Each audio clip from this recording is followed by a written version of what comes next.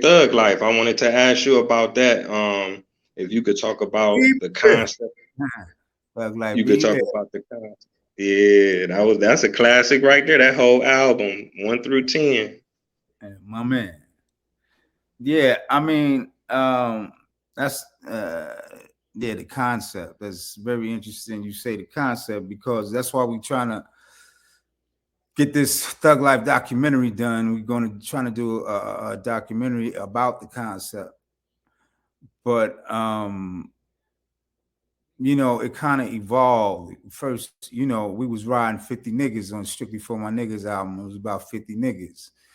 The concept of that was one good nigga down with you, one good nigga in every state, we could accomplish anything. That's that. Oh, I'm sorry, man. That's what that was supposed to signify. And but then Pac came up with Thug Life, right? And at first, it was he just had the name and the feeling and the note, the things he wanted to build around it. And then, we had a meeting.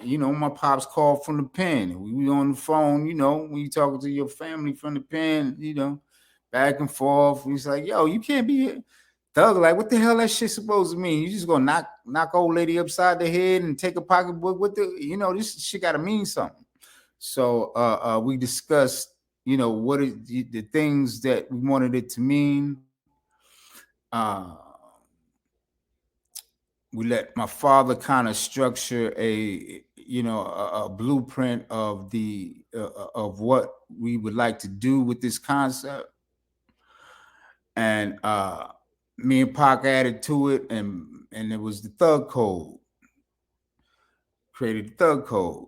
I mean, my pops was in prison, so he ain't had shit else to do but but put that together for us because he wanted to be a part of what we was doing anyway. So he wrote the Thug Code.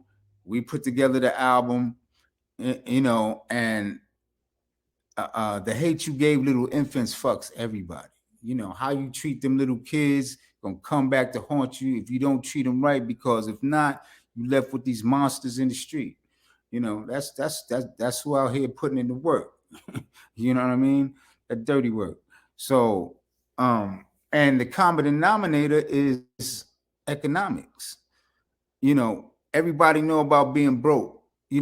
We was broke, lights off. Boiled noodles for dinner. It was, sometimes you ain't eat, sometimes you ain't have everything.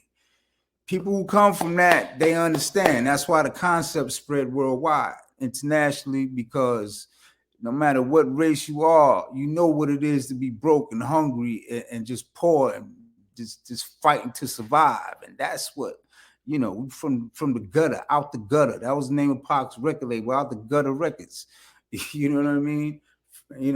Pac was real loyal to the streets, to the people on the streets, to the poor, disenfranchised. So we was always trying to rep for that, and it's all part of it.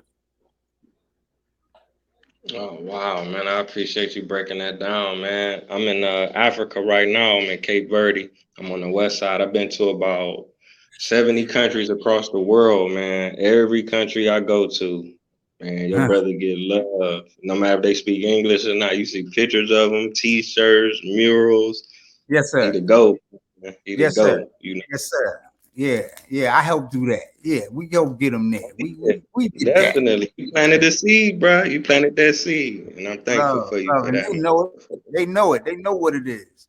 They know what it is. They ain't seen nothing like Pac since, and they never will. That was a phenomenon. Pac was a phenomenon. We were all blessed to experience that, and Pac was here to teach us lessons. Learn from that young dude. Learn from him. His first album, Tupacalypse Now. Apocalypse means abrupt and sudden change, and that's exactly what Pac was. That's exactly what he was.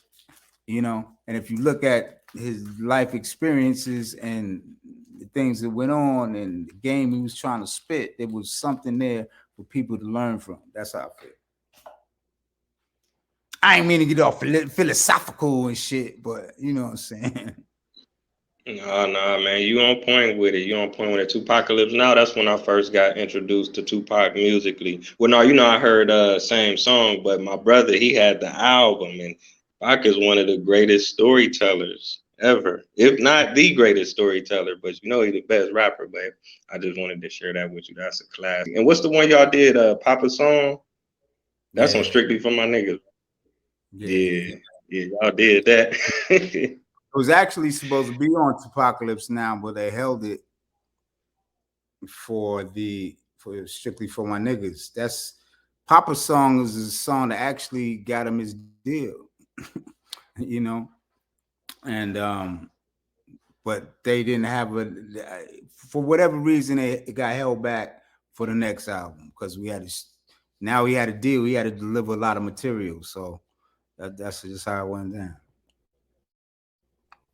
Okay. Now I wanted to ask you about Thug Life. Okay, when I once y'all came up with the the codes, or Mutulu came up with the codes, his guidance and his knowledge and experience, to help y'all, push that. How did you hook up with Psych and Rated R and Macadocious? Were they already with y'all, or y'all kind of met them around that time?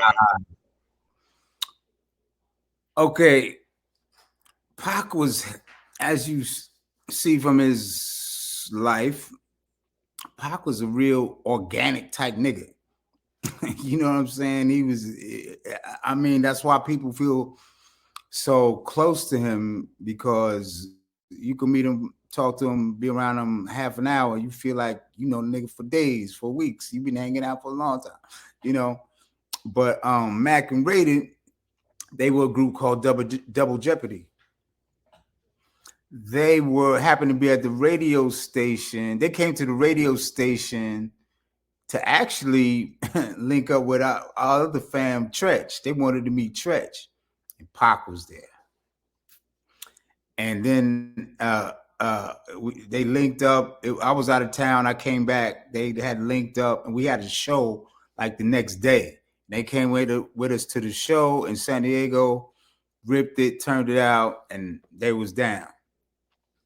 Big Sight, rest in peace, Big Sight. That was like my brother from another mother. His best friend was Big Surge out here on the West Coast. Big Surge, out there in Inglewood, and he kept telling us we need to meet Big Sight. We need to meet Big Sight. He was pushing his music at the time, Evil Mind Gangsters, and we met Psych, and it was automatic click thing. We clicked automatically. Plus, Big Surge is the nephew of one of Pac's managers at the time. His manager at the time, Watani. So it was all connected, all family like, and it was all love. And that ended up being the crew that smashed the tour and kicked up a lot of dust. Oh, okay. Wow, man. Thank you for sharing that. But yeah, Thug Life was definitely a classic.